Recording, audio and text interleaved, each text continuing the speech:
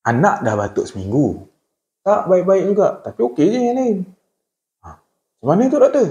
Kalau batuk kuat waktu malam, kalau batuk sampai semput susah nak main, kalau sampai makan pun tak boleh, muntah-muntah, tengah makan-makan batuk-batuk muntah, keluar kahak, isi makanan semua, datanglah jumpa doktor.